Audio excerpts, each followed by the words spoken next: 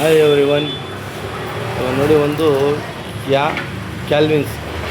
So ಜನ ಏನು ಅಂತಾರೆ, ಕ್ಯಾನು ಸೇಮು, ಕ್ಯಾನಲ್ಲಿ ಕ್ಯಾಲ್ವಿನ್ಸು ಸೇಮು, ಕ್ಯಾರೆನ್ಸು ಸೇಮ್ ಅಂತಾರೆ. ಸೊ ಕ್ಯಾರೆನ್ಸೇ ಬೇರೆ, ನಿಮಗೆ ಕ್ಯಾಲ್ವಿನ್ಸೇ ಬೇರೆ.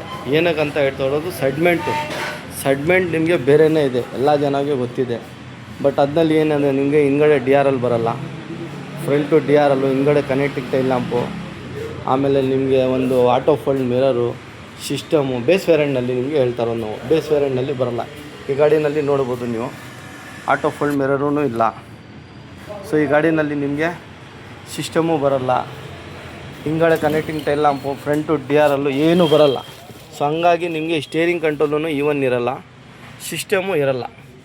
ಸೊ ನಾವು ಕ್ಯಾಲ್ವಿನ್ಸ್ ಆ ಬಗ್ಗೆನಲ್ಲಿ ನಿಮಗೆ ಮಾತಾಡ್ತಾ ಇರೋದು.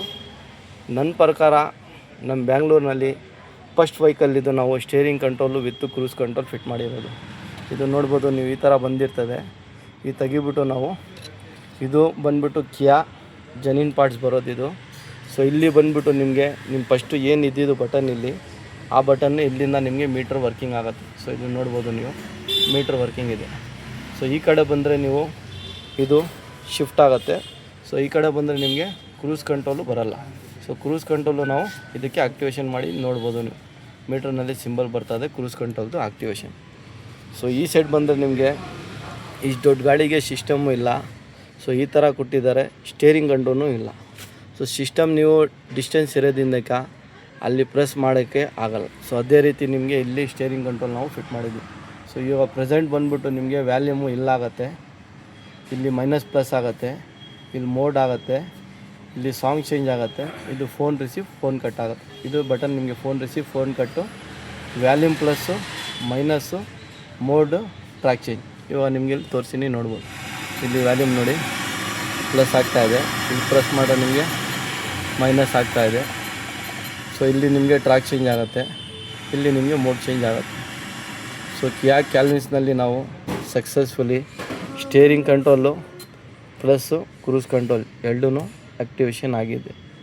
ಸೊ ಇದು ಒಂದು ದೊಡ್ಡ ಗಾಡಿ ಕೆಲಸ. ಇದು ಕೆಲಸನೇ ಸ್ವಲ್ಪ ಡಿಫಿಕಲ್ಲು, ಇದು ಕೆಲಸಕ್ಕೆ ನಮಗೆ ಟೈಮ್ ಬೇಕು.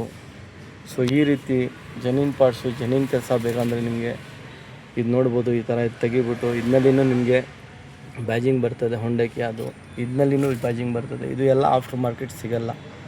ಸೊ ನನ್ನ ಪ್ರಕಾರ ನಮ್ಮ ಬ್ಯಾಂಗ್ಳೂರಿನಲ್ಲಿ ನಾವು ಫಸ್ಟ್ ಸ್ಟೇರಿಂಗ್ ಕಂಟ್ರೋಲು ರನ್ ಆಗಬೇಕು, ನಿಮಗೆ ವ್ಯಾಲ್ಯೂಮ್ ಕಂಟ್ರೋಲು ರನ್ ಆಗಬೇಕು, ಕ್ರೂಸ್ ಕಂಟ್ರೋಲು ರನ್ ಆಗಬೇಕು, ಪ್ಲಸ್ ಪಾರ್ಕಿಂಗ್ ಆನ್ ಮಾಡೋ ನಿಮಗೆ ಲೈಟೂ ರೈಟ್ ಆ್ಯಂಡ್ ಲೆಫ್ಟು ಅದನ್ನು ಬರಬೇಕು. ಸೊ ಇದು ಕೆಲಸ ನಾವು ಇದಕ್ಕೆ ಮಾಡಿದ್ದೀನಿ. ಸಿಸ್ಟಮ್ ನಿಮಗೆ ಯಾವ್ದು ಬೇಕಂದ್ರೂ ಆಗ್ಬೋದು, ಸ್ಪೀಕರ್ ಯಾವ್ದು ಬೇಕಂದ್ರೂ ಆಗ್ಬೋದು. ನಮ್ಮ ಹತ್ರ ಆಟೋ ಫೋಲ್ಡ್ ಮಿರರು ಅವೈಲೇಬಲ್ ಇದೆ, ಹಿಂಗಡೆ ಕನೆಕ್ಟಿಂಗ್ ಟೈಲ್ ಲ್ಯಾಂಪು ಆರ್ಡ್ರ್ ಬೇಸು, ಫ್ರಂಟು DRL ಆರ್ಡ್ರ್ ಬೇಸು, ಈವನ್ ನಿಮಗೆ ಸ್ಟೇರಿಂಗ್ ಕ್ರೂಸು ಅದೂ ಆರ್ಡ್ರ್ ಬೇಸು.